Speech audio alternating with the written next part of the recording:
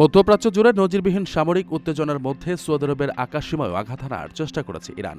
তবে রিয়াদ জানিয়েছে তাদের অত্যাধুনিক আকাশ প্রতিরক্ষা ব্যবস্থা সফলভাবে সেই হামলা রুখে দিয়েছে।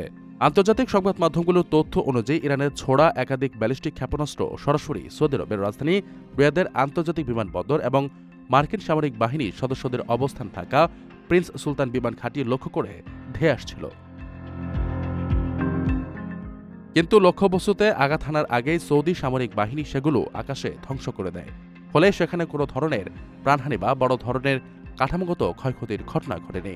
এই হামলার পরপরই তীব্র প্রতিক্রিয়া জানিয়েছে সৌদি আরব। দেশটির পররাষ্ট্র মন্ত্রণালয় এই ঘটনাকে ভয়াবহ ও কাপুরুষিত আগ্রাসন হিসেবে আখ্যা দিয়ে এর কড়া নিন্দা জানিয়েছে।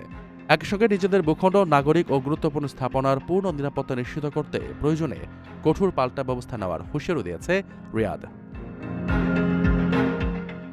ইরানের এই প্রতিশোধমূলক হামলায় সংযুক্ত আরব আমিরাত, কুয়েত, বাহরাইন ও কাতারের একাধিক বিমানবন্দর সরাসরি আক্রমণের শিকার হয়েছে। রয়টার্স ও বিবিসি জানিয়েছে বিশ্বের অন্যতম ব্যস্ত ট্রানজিট হাব দুবাই আন্তর্জাতিক বিমানবন্দরে ক্ষেপণাস্ত্র ও প্রতিহত করা ড্রোনের ধ্বংসাবশেষ আঘাত হানলে যাত্রীদের মধ্যে চরম আতঙ্ক ছড়িয়ে পড়ে।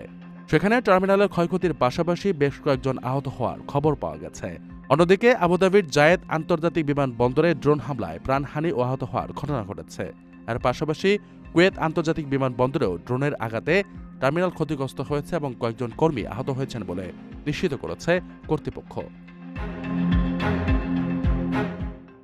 আপনার স্বপ্নগুলো আকাশ ছুবে প্রবাসীর হেলিকপ্টারের মাধ্যমে। বিয়ে, জন্মদিন অথবা যে কোনো বিশেষ প্রয়োজনে হেলিকপ্টার ভাড়া করতে যোগাযোগ করুন স্ক্রিনে দেয়া নাম্বারে। প্রবাসীর হেলিকপ্টার, নিরাপদ ও সাশ্রয়ী বাহনের বিশ্বস্ত নাম।